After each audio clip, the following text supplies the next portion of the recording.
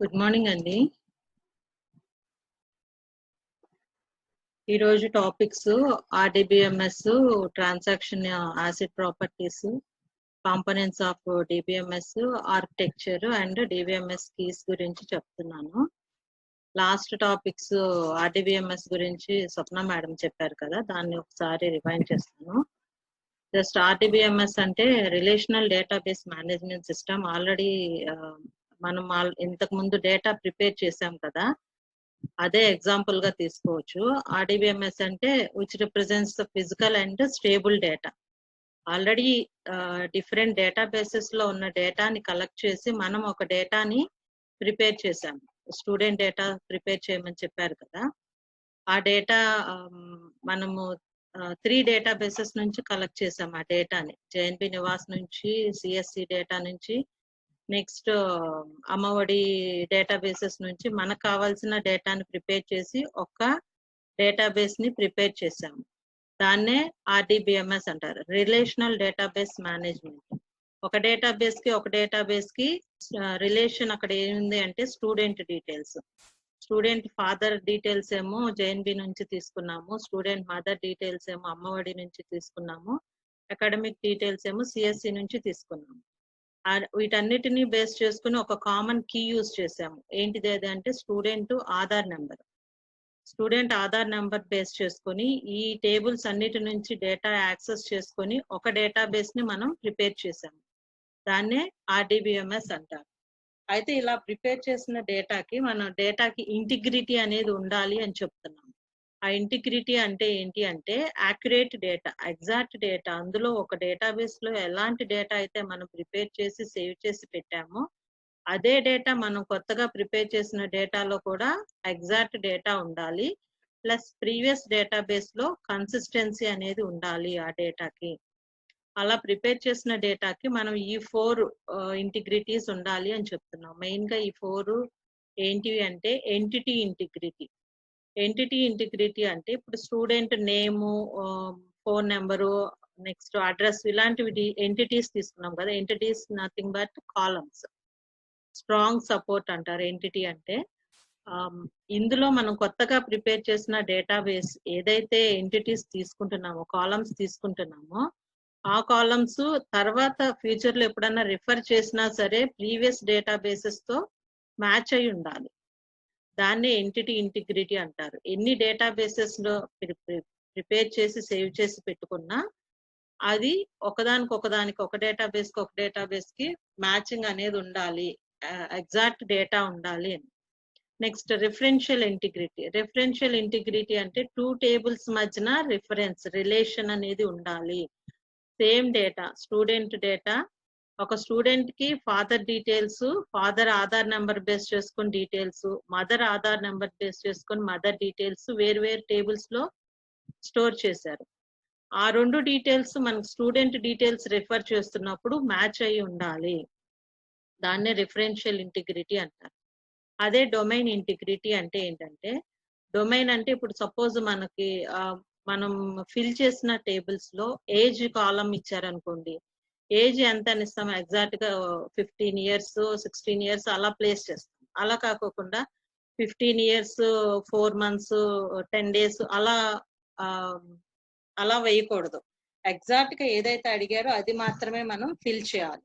ఇప్పుడు సపోజ్ మనకి స్టడీ అని అడిగారు అనుకోండి, స్టడీ అంటే మనం ఫైనల్ గా ఏం చెప్తాం, డిగ్రీ అనేది ఎంటర్ చేస్తాం. లేదా ఆ సబ్ స్ట్రీమ్స్ ఉంటాయి కదా, ఎంఏనో ఎంఎస్సీనో ఇలాంటివి ఉంటాయి కదా, అలాంటి వాటిని ఎంటర్ చేయకూడదు. డొమైన్ ఇంటిగ్రిటీ అంటే ఆ రూల్ అనేది ఫాలో అవ్వాలి కంపల్సరీ. బీటెక్ అంటే ఆ బీటెక్ అనేది ప్లేస్ చేయాలి. బీటెక్ లో సిఎస్సీనా, ఐటీనా, ఈసీనా అలాంటివి ఎంటర్ చేయకూడదు. ఆ రూల్ అనేది కంపల్సరీ మన డేటాబేస్ ప్రిపేర్ చేసేటప్పుడు ఫాలో అవ్వాలి. నెక్స్ట్ అలాగే యూజర్ డిఫైన్ ఇంటిగ్రిటీ అంటే మనం ఎన్ని డేటాబేసెస్ నుంచి డేటా అనేది కలెక్ట్ చేసినా సరే ప్రీవియస్ డేటాబేసెస్ కి మనం ప్రెసెంట్ డేటాబేస్ కి మ్యాచ్ అయ్యేలాగా డేటాబేస్ అనేది ప్రిపేర్ చేయాలి. సో మనం ప్రిపేర్ చేసిన డేటాబేస్ కి ఈ 4 కంపల్సరీ మనకి మ్యాచ్ అయి ఉండాలి.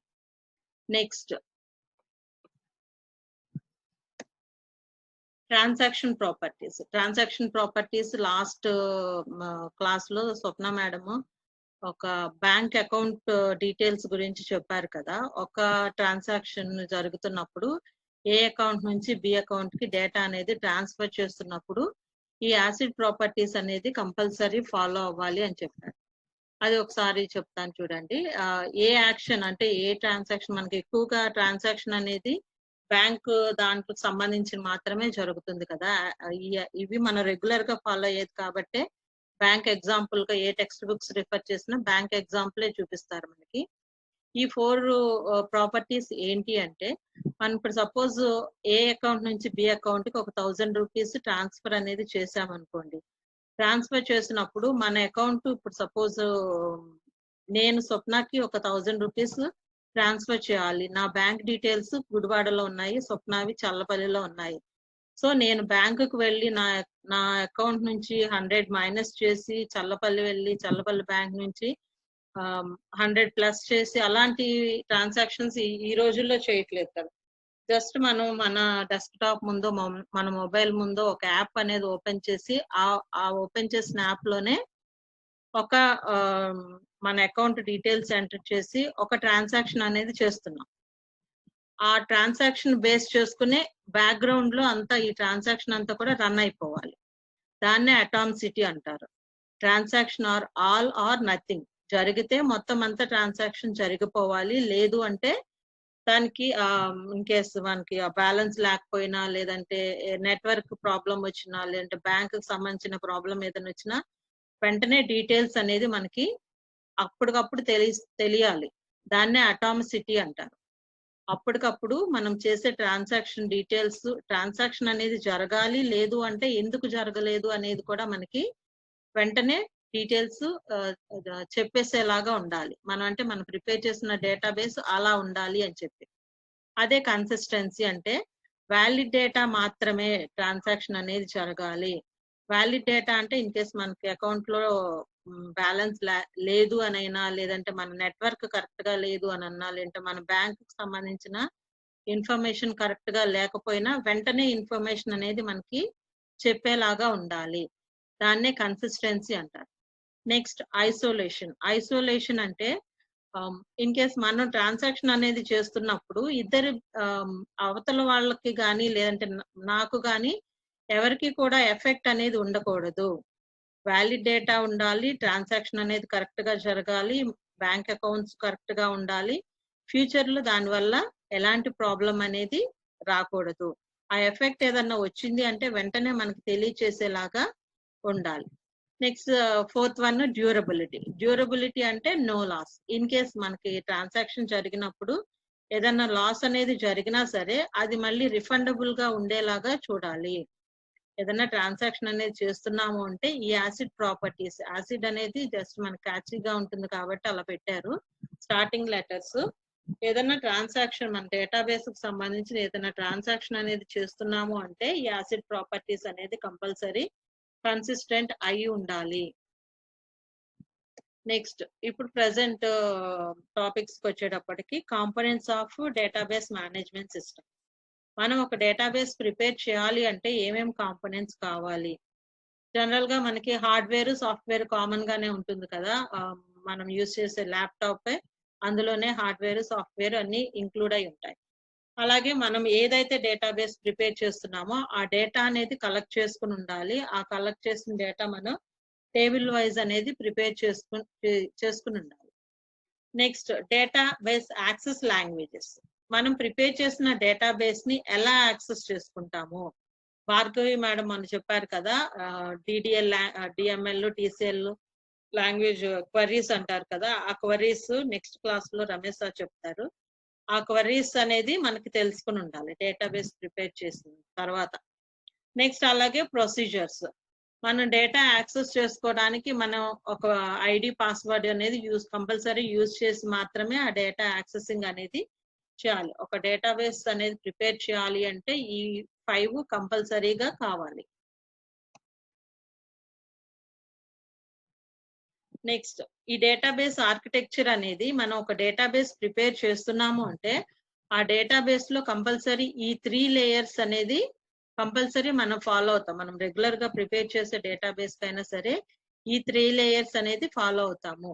అదేంటి అంటే presentation layer, application layer, database layer. మనకి డివిఎంఎస్ లో వచ్చేటప్పటికి లేయర్ నే టైర్ అంటారు. Presentation tier, application tier and database tier. ఇప్పుడు మనం స్టూడెంట్ డేటా ప్రిపేర్ చేసాం కదా. ప్రెజెంటేషన్ టైర్ అంటే ఏంటంటే మనం ప్రిపేర్ చేసిన డేటా టేబుల్ వైజ్ చూపిస్తున్నాం. మనము డిజైన్ చేయాలి అన్న టేబుల్ వైజ్ చేస్తున్నాము, ఎవరికన్నా చూపించాలి అన్న టేబుల్ వైజ్ మాత్రమే చేస్తున్నాము. దాన్నే ప్రెజెంటేషన్ లేయర్ అంటారు. Next application layer. Application layer అంటే ఏంటంటే మనము ఎక్సెల్ యూస్ చేసామా లేదంటే వర్డ్ యూస్ చేసామా, ఏదో ఒక అప్లికేషన్ యూస్ చేసి మాత్రమే డేటా అనేది ప్రిపేర్ చేస్తున్నాం. దాన్నే అప్లికేషన్ లేయర్ అంటారు. ఏదో ఒక సాఫ్ట్వేర్ యూస్ చేయాలి కదా మనం డేటా ప్రిపేర్ చేయాలి అంటే. అది గూగుల్ షీట్స్ అవ్వచ్చు, ఎక్సెల్ షీట్స్ అవ్వచ్చు, దాన్నే అప్లికేషన్ అంటారు. Next database layer. Database layer అంటే మనం ప్రిపేర్ చేసిన డేటాని స్టోర్ చేస్తున్నాం. అది మన ల్యాప్టాప్స్ లో స్టోర్ అనేది చేస్తున్నాం కాబట్టి ఈ 3 లేయర్స్ కంపల్సరీ ఒక డేటాబేస్ ప్రిపేర్ చేస్తున్నాము అంటే ఈ 3 లేయర్స్ కన్సిస్ట్ అయి ఉంటాయి. ప్రెజెంటేషన్ అంటే మనం ప్రిపేర్ చేసేది లేదంటే పక్క వాళ్ళకి చూపించేది. అప్లికేషన్ అంటే మనం డిజైన్ చేయడానికి ఏదైతే యాప్ యూజ్ చేస్తున్నామో దాన్ని అప్లికేషన్ అంటారు. డేటాబేస్ అంటే డేటాబేస్ సేవ్ చేయడానికి, టేబుల్ సేవ్ చేయడానికి ఏదైతే యూజ్ చేస్తున్నామో దాన్నే డేటాబేస్ లేయర్ అంటారు. ఈ 3 లేయర్స్ ని బేస్ చేసుకొని మనకి డేటాబేస్ ఆర్కిటెక్చర్ 3 వేస్ లో డిజైన్ చేశారు. Single tyre architecture, 2 tyre architecture and 3 tyre architecture అని ఈ 3 పార్ట్స్ చేశారు. ఇందులో సింగిల్ టైర్ ఆర్కిటెక్చర్ అంటే మనకి మన ప్రెసెంట్ యూజ్ చేసే ల్యాప్టాప్స్.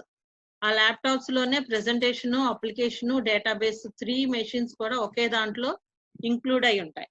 మన ల్యాప్టాప్ లో మనం ప్రిపేర్ చేస్తున్నాం, మన ల్యాప్టాప్ లోనే సేవ్ చేస్తున్నాం, మన ల్యాప్టాప్ లోనే ప్రెజెంట్ చేస్తున్నాం. అలాంటి వాటినే సింగిల్ టైర్ ఆర్కిటెక్చర్ అంట. ఇది వచ్చేటప్పటికి ఇందులో మనం ఈ డేటా మనం ప్రిపేర్ చేసిన డేటాకి ఈ 3 మెయిన్ గా ఉండాలి. స్కాలబిలిటీ, పోర్టబిలిటీ, మెయింటెనెన్స్ అంటారు. ఈ 3 రూల్స్ కంపల్సరీ అది కన్సిస్ట్ అయి ఉంటుంది. స్కాలబిలిటీ అంటే ఏంటి అంటే మనం ప్రిపేర్ చేసిన డేటా మనం పెంచుకోవచ్చు. ఎక్స్ట్రా కాలమ్స్ కావాలంటే యాడ్ చేసుకోవచ్చు, ఎక్స్ట్రా రోస్ కావాలన్నా యాడ్ చేసుకోవచ్చు, మిడిల్ లో డేటా ఏదైనా అప్డేట్ చేయాలి అన్నా చేయగలం.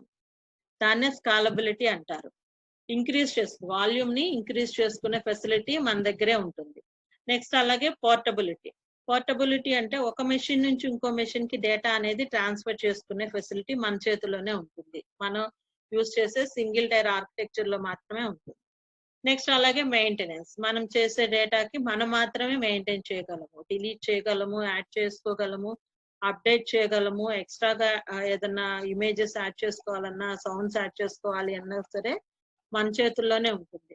సో ఈ ప్రెజెంటేషన్, అప్లికేషన్, డేటాబేస్ అన్ని కూడా మన ల్యాప్టాప్ లోనో, మన డెస్క్టాప్ లోనో, మన మొబైల్లోనే ఉంటుంది కాబట్టి మనం యూజ్ చేసేదాన్నే సింగిల్ టైర్ ఆర్కిటెక్చర్ అంటారు. అదే 2 టైర్ ఆర్కిటెక్చర్ లో వచ్చేటప్పటికి క్లయింట్ దగ్గర ఓన్లీ ప్రెజెంటేషన్ ఉంటుంది, డేటా ప్రిపేర్ చేయటము, డేటా సెండ్ చేయటము, ఈ లేయర్ మాత్రమే ఉంటుంది. సర్వర్ మాత్రం సేవ్ చేసుకునే ఫెసిలిటీస్ మాత్రము సర్వర్ లో ఉంటుంది. దీనికి ఎగ్జాంపుల్ ఏంటి అంటే మనం ప్రిపేర్ చేసే గూగుల్ షీట్స్. డేటా మనం ప్రిపేర్ చేస్తాము, మనం ఇన్ కేస్ మనకు పర్మిషన్స్ ఇస్తే కనుక మనం దాన్ని అప్డేట్ చేసుకోవచ్చు, డిలీట్ చేసే ఫెసిలిటీస్ ఎవరైతే అడ్మిన్ ఉంటారో, సర్వర్ యూజ్ చేస్తున్నారో వాళ్ళు మనకి పర్మిషన్స్ ఇస్తేనే మనం దాన్ని చేంజెస్ అనేది చేయగలం, ఎడిట్ అనేది చేయగలం. డేటా మనం ప్రిపేర్ చేసి మనం సేవ్ చేసి పెడతాం, కానీ ఆ డేటా అనేది సర్వర్ లో మాత్రమే సేవ్ అయి ఉంటుంది. ఇందులో 2 వేస్ గా డివైడ్ అయి ఉంటుంది కాబట్టి 2 లేయర్స్ గా దాన్ని 2 టైర్ ఆర్కిటెక్చర్ అంటారు. దీనికి ఎగ్జాంపుల్ మనం రెగ్యులర్ గా చేసే గూగుల్ షీట్స్.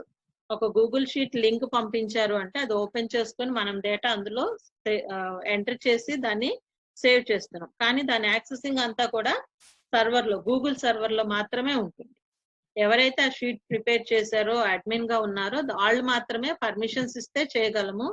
పర్మిషన్స్ ఆపేసిస్తే మనకి ఆ యాక్సెసింగ్ అనేది కూడా ఉండదు. జస్ట్ ఆ డేటాని చూడటానికి పర్మిషన్, అంటే డేటాని ఎడిట్ చేయడానికి పర్మిషన్ ఇస్తే మాత్రమే చేయగలము. దాన్ని 2 టైర్ ఆర్కిటెక్చర్ అంటారు. Next 3 tyre architecture. 3 tyre architecture వచ్చేటప్పటికి ఓన్లీ మనం ఒక ఐడి పాస్వర్డ్ తో డేటాని యాక్సెస్ చేసుకోగలము, డేటాని ఎడిట్ చేయగలం పర్మిషన్స్ ఉంటేనే. అదే డేటాని మనం ఒక క్వరీ ద్వారా ఆ డేటా కావాలి అని చెప్పి సర్వర్ కి యాక్సెస్ పంపిస్తే వాళ్ళు ఓకే చేస్తేనే మనకి డేటా అనేది యాక్సెస్ చేసుకునే పర్మిషన్స్ ఇస్తారు. ఓవరాల్ డేటా అంతా కూడా మనకి డేటాబేస్ సర్వర్ లో సేవ్ అయి ఉంటుంది. దీనికి ఎగ్జాంపుల్ ఏంటి అంటే మనం రెగ్యులర్ గా యూజ్ చేసే గూగుల్లో ఏం చేస్తాము, మనకు కావాల్సిన టాపిక్ ని మనం ఎంటర్ చేస్తాం. దాన్ని క్వరీ అంటారు. మనకు కావాల్సిన క్వరీ మనం గూగుల్లో ఎంటర్ చేస్తాం.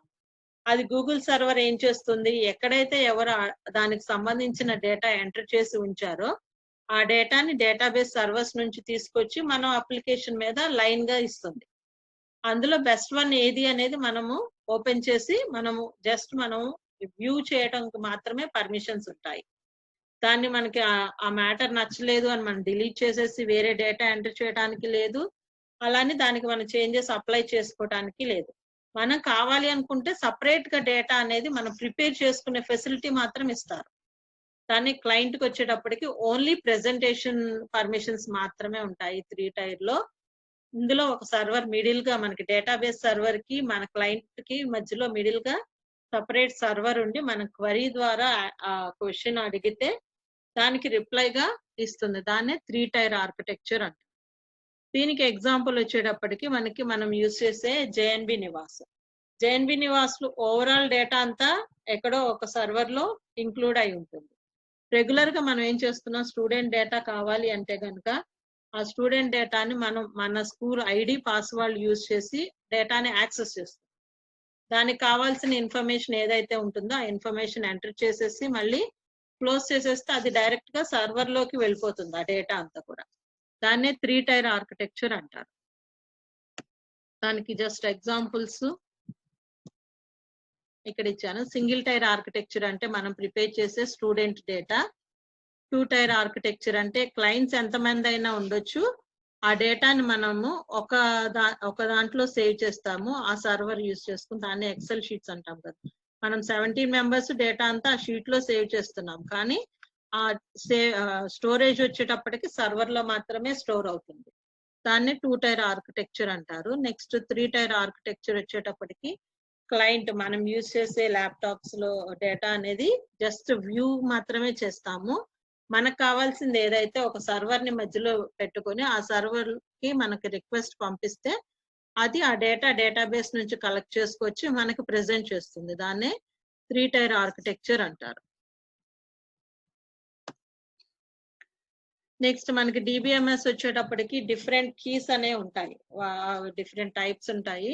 కీస్ అంటే ఏంటి అంటే, ఇప్పుడు సపోజ్ మనం స్టూడెంట్ టేబుల్ ప్రిపేర్ చేస్తున్నామంటే స్టూడెంట్ కి డిఫరెంట్ కాలమ్స్ ప్రిపేర్ చేస్తాం కదా. ఒక టేబుల్ ప్రిపేర్ చేస్తున్నామంటే student ID, student name, student address, ఏం చదువుతున్నారు అనే డీటెయిల్స్ తో ఒక టేబుల్ అనేది ప్రిపేర్ చేస్తాం.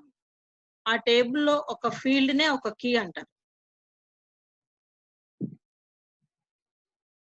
ఇప్పుడు ఇక్కడ ఈ స్టూడెంట్ టేబుల్ ఉంది కదా, ఈ స్టూడెంట్ టేబుల్లో మనకి జనరల్ గా స్టూడెంట్ ని యాక్సెస్ చేసుకోవడానికి నేమ్ తీసుకున్నాం అనుకోండి, ఒకే క్లాస్ లో ఒకే నేమ్ తో 2-3 పిల్లలు ఉంటారు.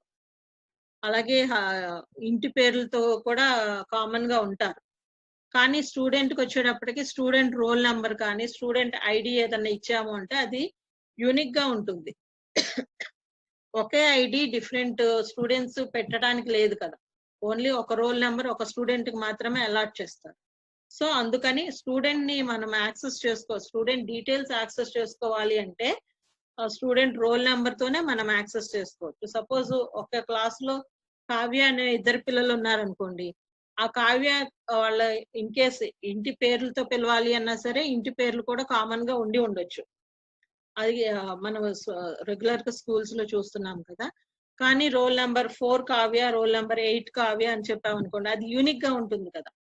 సో అలా ఐడిని బేస్ చేసుకుని స్టూడెంట్ ని మనం డీటెయిల్స్ యాక్సెస్ చేసుకుంటే దాన్నే కీ అంటారు.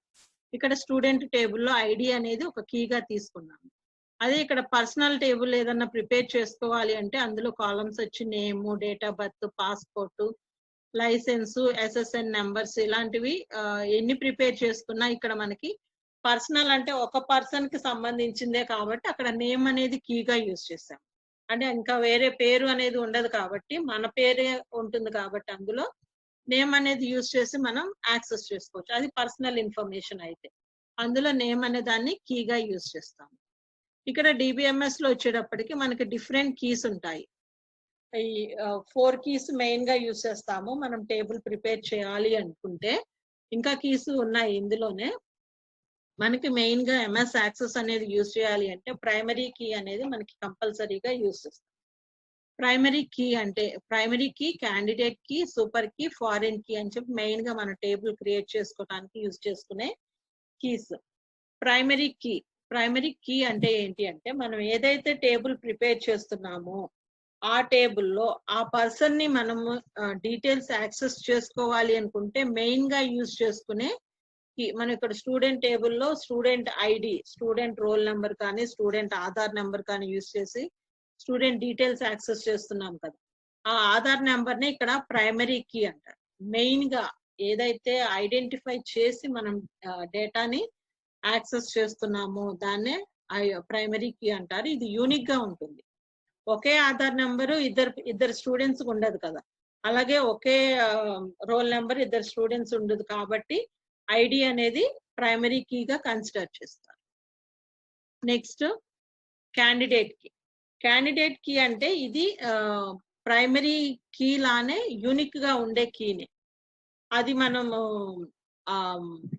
డ్రైవింగ్ లైసెన్స్ అవ్వచ్చు, పాస్పోర్ట్ నెంబర్ అవ్వచ్చు, ఇలాంటివి ఏదన్నా రోల్ నెంబర్ కాకోకుండా దాని రిలేటెడ్ గా ఉండేది యూనిక్ గా ఉండేది ఏదన్నా కీ తీసుకున్నాము అంటే దాన్ని క్యాండిడేట్ కీ అంటారు. అది కూడా ప్రైమరీ కీకి ఈక్వల్ గా ఉండాలి, అంటే యూనిక్ గా ఉండాలి. దాన్నే క్యాండిడేట్ కీ అంటారు. అంటే మన టేబుల్స్ ప్రిపేర్ చేసేటప్పుడు ఈ కీస్ స్పెసిఫై చేయాలి. అందుకోసమని ఈ కీస్ మనం తెలుసుకోవాలి. Next super key. Super key అంటే ఏంటి అంటే మనం ప్రిపేర్ చేసే టేబుల్లో ఐడి అనేది ప్రైమరీ కీ అంటున్నాము. ఐడితో పాటుగా నేమ్ కూడా కలిపి ఉంటే దాన్నే సూపర్ కీ అంటారు.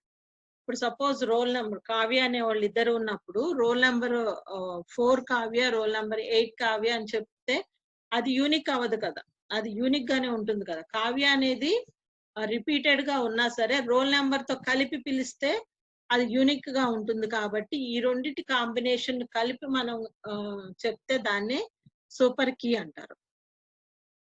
Next one foreign key. Foreign key అంటే ఏంటి అంటే మనం ఇక్కడ 2 టేబుల్స్ ప్రిపేర్ చేసినప్పుడు 2 టేబుల్స్ ని బేస్ చేసుకొని మెయిన్ కీస్ ఏదైతే ఉంటాయో ఇక్కడ 2 ఎంప్లాయీ టేబుల్ ఉంది, డిపార్ట్మెంట్ టేబుల్ ఉంది. ఒక కంపెనీలో ఒక ఎంప్లాయీకి టేబుల్ అనేది ప్రిపేర్ చేస్తున్నప్పుడు ఎంప్లాయీ ఐడి, ఎంప్లాయీ నేమ్, ఎంప్లాయీకి సంబంధించిన డీటెయిల్స్ తో ఒక టేబుల్ ప్రిపేర్ చేశాము ఎంప్లాయీ టేబుల్లో. సేమ్ ఎంప్లాయీ ఒక కంపెనీలో డిఫరెంట్ డిపార్ట్మెంట్స్ ఉంటాయి కదా, సేల్స్ డిపార్ట్మెంట్, మార్కెటింగ్ డిపార్ట్మెంట్ అలా ఉంటుంది కదా. ఆ డిపార్ట్మెంట్ లో వచ్చేటప్పటికి సపరేట్ ఐడీస్ ఉంటాయి. ఇప్పుడు స్కూల్ కి సంబంధించి స్కూల్ అడ్మిషన్ నెంబర్ ఒకటి ఉంటుంది, స్కూల్లో రోల్ నెంబర్ ఉంటుంది. అలా డిఫరెంట్ టేబుల్స్ మనం ప్రిపేర్ చేసుకుంటున్నప్పుడు ఆ ఎంప్లాయీ టేబుల్లో డిపార్ట్మెంట్ ఐడి కూడా మనం ఎంటర్ చేస్తాం. ఫలానా అడ్మిషన్ నెంబర్ యూస్ చేసుకున్న స్టూడెంట్ ఐడి అనేది మనం ఆ టేబుల్లోనూ యూస్ చేస్తాము. ఈ డిపార్ట్మెంట్ ఐడి ఎంప్లాయీ టేబుల్లో ఇది మెయిన్ కాకపోయినా అది డిపార్ట్మెంట్ కి వచ్చేటప్పటికి డిపార్ట్మెంట్ టేబుల్లో మెయిన్ అవుతుంది. ఇక్కడ ఎంప్లాయీ టేబుల్లో ఎంప్లాయీ ఐడి అనేది మెయిన్, ఇక్కడ ప్రైమరీ కీ, డిపార్ట్మెంట్ ఐడి అనేది సెకండరీ కీ. కానీ అది డిపార్ట్మెంట్ వైజ్ వచ్చేటప్పటికి డిపార్ట్మెంట్ ఐడి అనేది మెయిన్ అవుతుంది అక్కడ.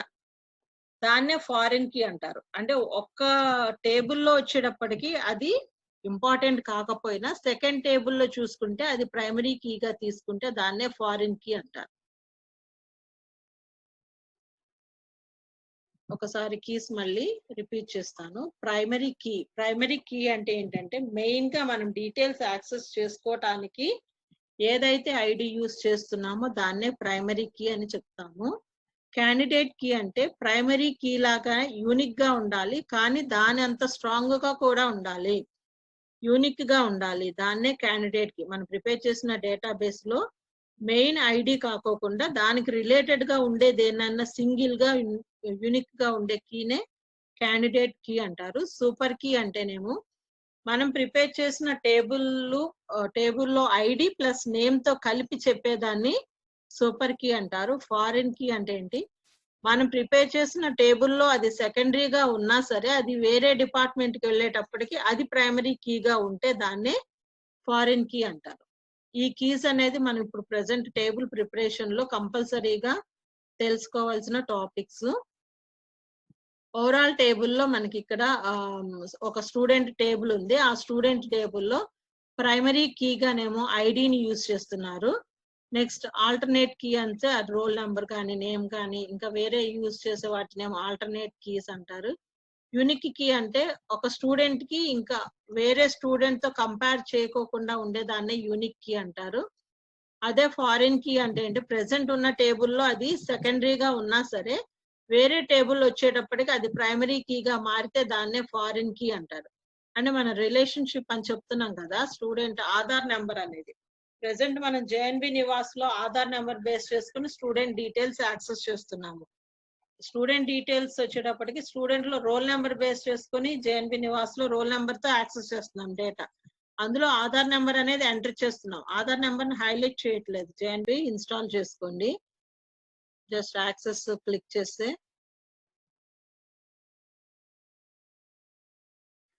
పేజ్ ఓపెన్ అవుతుంది. ఇందులో ఇక్కడ బ్లాంక్ డేటాబేస్ అని ఉంది కదా, ఆ బ్లాంక్ డేటాబేస్ మీద క్లిక్ చేయండి. చేసిన తర్వాత ఇక్కడ కింద ఫైల్ నేమ్ అని ఉంది. ఆ ఫైల్ నేమ్ ప్లేస్ లో మనం ఏదైతే నేమ్ ఇవ్వాలి అనుకుంటున్నామో అక్కడ డేటాబేస్ నేమ్ ఎంటర్ చేయండి. స్పేసెస్ ఇవ్వకూడదు, సో అండర్ స్కోర్ అనేది యూజ్ చేయండి. నేను Moturu school database Moturu school enter చేసి ఇక్కడ కింద క్రియేట్ అనే బటన్ ఉంది. ఈ క్రియేట్ బటన్ మీద క్లిక్ చేయాలి. చేస్తే మనకు ఒక పేజ్ ఓపెన్ అయింది కదా, ఆ పేజ్ లో ఇక్కడ టేబుల్ అని ఉంది కదా, ఈ టేబుల్ మీద క్లిక్ చేస్తే టేబుల్ లో డిజైన్ వ్యూ అని ఉంది. డైరెక్ట్ గా మనం డేటా ఎంటర్ చేయకోకుండా దాన్ని డిజైన్ వ్యూ మీద క్లిక్ చేయాలి. క్లిక్ చేసినప్పుడు ఆ టేబుల్ కి ఒక పేరు ఇవ్వమని సజెస్ట్ చేస్తుంది. ఆ నేమ్, నేను టేబుల్ కి నేమ్ స్కూల్ అని ఇచ్చాను. ఇందాక ఇచ్చిందేమో డేటాబేస్ కి నేమ్ మోటూరు స్కూల్ అనేది డేటాబేస్ కి ఇచ్చాను. డేటాబేస్ లో ఒక టేబుల్ స్కూల్ అనేది, అందులో డిజైన్ వ్యూ సెలెక్ట్ చేయాలి. రైట్ క్లిక్ చేస్తే స్కూల్ అనే దాని మీద ఓపెన్ తర్వాత డిజైన్ వ్యూ అని ఉంటుంది. ఆ డిజైన్ వ్యూ మీద క్లిక్ చేయాలి.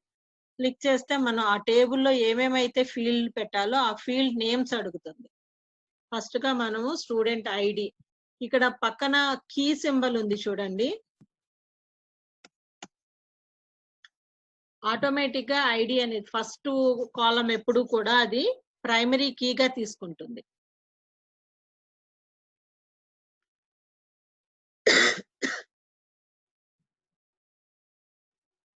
ఐడి పక్కన కీ సింబల్ ఉంది చూడండి. సో ఫస్ట్ ఇచ్చేది ఎప్పుడు కూడా మనం ప్రైమరీ కీ ఏదైతే ఇవ్వాలి అనుకుంటున్నామో అదే ఎంటర్ చేయాలి అక్కడ.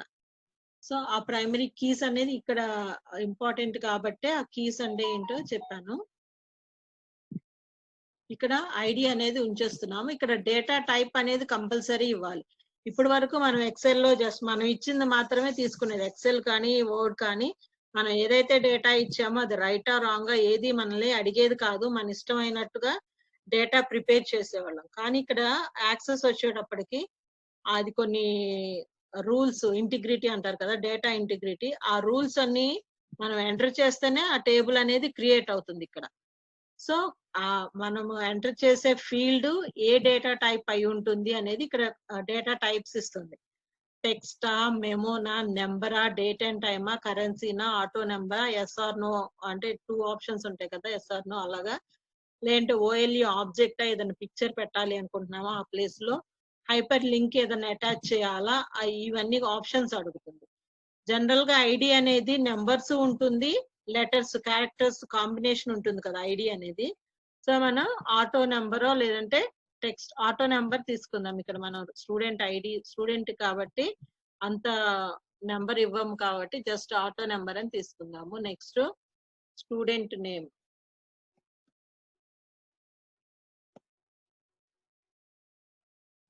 స్టూడెంట్ నేమ్ వచ్చేటప్పటికి కంపల్సరీ టెక్స్ట్ లోనే ఉంటుంది కాబట్టి డేటా టైప్ టెక్స్ట్ అనేది తీసుకుందాము. నెక్స్ట్ అలాగే ఫోన్ నెంబర్ కంపల్సరీ నెంబర్స్ లో ఉంటుంది కాబట్టి నెంబర్. నెక్స్ట్ అలాగే date of birth.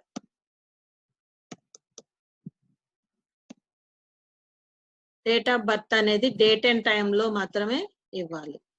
Next address, అది కూడా టెక్స్ట్ లో ఉంటుంది కాబట్టి టెక్స్ట్ ఇచ్చాను. ఇలా ముందుగా మనం ఫీల్డ్స్ ఎంటర్ చేయాలి. ఆ ఫీల్డ్ ఏ డేటా టైప్ అనేది మనం ఎక్కడ ఎంటర్ చేసుకోవాలి.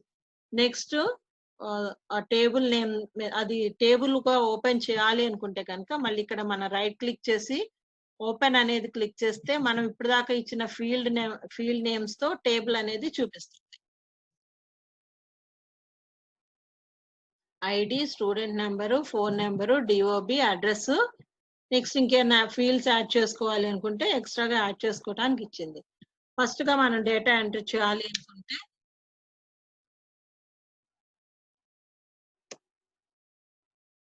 స్టూడెంట్ నేమ్, సపోజ్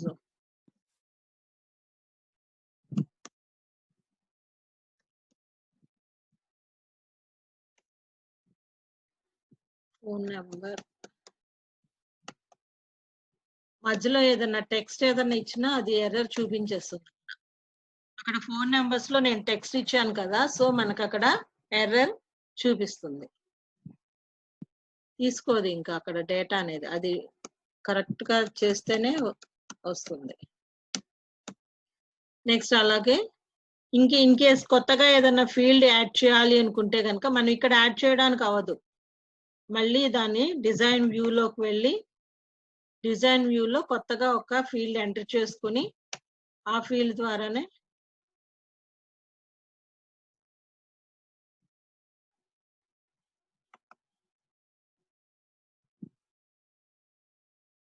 ఇక్కడ ఫీల్డ్ యాడ్ చేసుకోవచ్చు. ఇన్కేస్ మధ్యలో స్టూడెంట్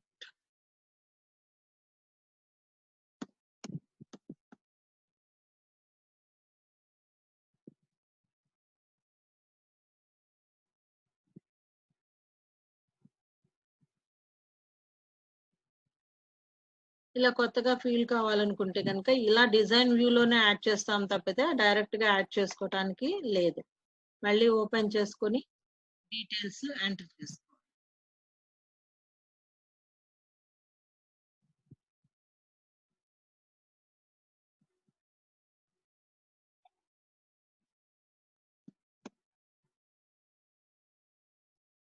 ఇక్కడ మనము ఐడికి ఆటోమేటిక్ నంబర్ ఇచ్చేసాం కాబట్టి నెంబరు అదే తీసేసుకుంటుంది.